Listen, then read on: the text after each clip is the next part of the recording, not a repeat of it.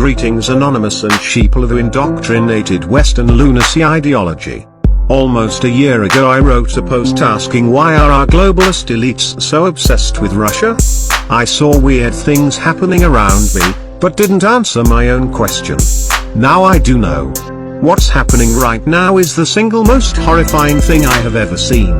It's even worse than the Islamophobia after the September 11th attacks. That was wrong, but at least there was a reasonable provocation for it. We had been directly attacked, and in a terrible way. It was natural for us to feel angry, and would have been weird if we didn't. But why now? Why are Americans feeling this overwhelming, burning rage and bloodlust over a regional border dispute on the other side of the world? Only 1 in 6 Americans can find Ukraine on a map. I'm not sure all Americans could even find Russia on a map. This is the first time in my life I have watched the Russians fight a protracted conventional war, and I have immersed myself in both sides of the story, not just ours. At the same time, I have watched almost every person I have ever known explode into a fit of irrational rage and Russophobia, and completely overnight. Why do we compulsively travel to the other side of the world to pick fights with Russia? And when Russia gets into fights of her own, why do we always take the other side, even when the other side is evil? And why is the other side always evil? Not sometimes evil. Always evil. Our allies against Russia are always Nazis, terrorists, religious extremists, and drug dealers. There is not even one exception to this rule. In 1853, Russia was ill-prepared for the Crimean War. That's mostly because they weren't expecting it. They were astonished that the collective West would side with the crumbling, corrupt Islamic Empire and wage a total war against fellow Christians, killing hundreds of thousands of them. Think of how different the world might be if the West hadn't committed this crime. With a partitioned, stabilized Middle East and Balkans, there would have been no Armenian genocide.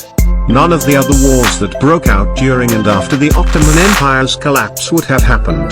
It's very possible that World War I might not have happened, meaning no World War II or Holocaust either. In hindsight, Russians shouldn't have been surprised, because that's the pattern the West has followed ever since. In the 1940s, the West funded Hitler against Russia.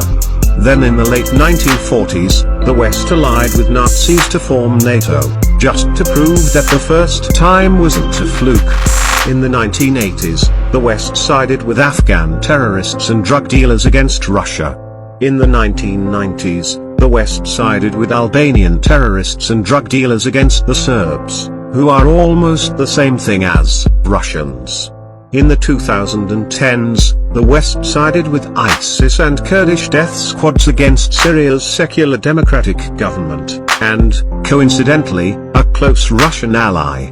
If you think I'm being unfair, can you think of even one ally of the West against Russia who wasn't a terrorist, a drug dealer, a Nazi, or all of the above? Now, Ukraine. The corruption capital of the planet, the poorest, most backwards nation in Europe, a government full of Nazis, drug dealers, and assorted other scumbags. Now that Russia has decided to wage open warfare against Ukraine, suddenly Ukrainian neo-Nazi drug dealers are the good guys? Why? And the West's reaction to the Ukrainian war is nothing short of total, irrational hatred and panic. Let's be honest with ourselves. This has nothing to do with Ukraine. That little neo-Nazi haven is just a proxy for the real war between Russia and the West. Sorry, I still haven't answered the question. Why do we hate Russia so much? Life imitates art, and art imitates life. We can find the answer in our own movies. Look at how many of the recent entries are about our war with Russia. Amazons Without Remorse and the Jack Ryan series are two of the more extreme examples. These are not nice stories, and they're somehow even more nihilistic and divorced from morality than the original Tom Clancy books they're based on. Even in our fictional fantasies, we depict ourselves committing terrorism and indiscriminate violence against innocent people. Worse, we do it without reason and incompetently. In Jack Ryan, CIA thugs torture people in Yemen. In Without Remorse, a special forces team carries out a botched terrorist raid on Russian soil, killing dozens of innocent people. We don't even pretend to be the good guys. We justify our atrocities by assuring ourselves that both sides are equally bad. Without Remorse even has a monologue about pawns and patriots. Ah, I see. The blind man said. Us doing bad things is okay, because we show the Russians also doing bad things that we made up. Makes sense. It's not possible to debunk every single bit of fake news about Russian atrocities in Ukraine. There's just too much of it. So here's a rule of thumb that should pretty much always work. If the story involves Russians doing a cartoonishly evil thing with no plausible motive or any logical benefit they could ever gain from it, like blowing up maternity wards for no reason, then it's probably bullshit. See? Easy. By the way, if you don't want the enemy to shoot at hospital rooms, then maybe you should stop putting soldiers and weapons in them. It's truly not hard. And it's not just Ukraine. We make up silly bullshit stories about every Russian war. Like putting bombs inside children's toys scattered around Afghanistan. Really? Why would the Russians want to do that? I have to really ask an obvious question now. Do our propagandists think that's a reasonable tactic because we did it at some point? Russian and Soviet stories are not like ours, by the way. Speaking of propaganda, I shared this meme to Facebook shortly after the Russian army visited Ukraine. Someone replied with this comment: "Interesting how both of these statements are not true. Interesting, but that wasn't my point, and I'm worried that no one understood what my point was." Propaganda isn't good or bad, it's just a tool. It's information, and it reveals something about the person saying it. If someone spouts good, positive messages, then that's probably what he believes. If someone spouts cruel and horrible messages, then what are we supposed to think of him?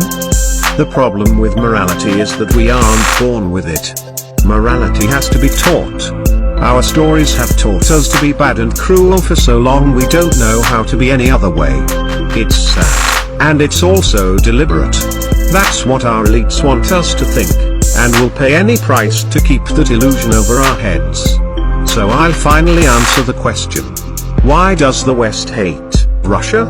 Our elites hate Russia because she poses an existential, ideological threat to our world order. Russia represents the idea that human beings don't have to be evil. There is an alternative to being evil, and it's good to not be evil. That is why our elites hate Russia, and are determined to destroy her at any cost, even at the risk of utterly destroying our own civilization.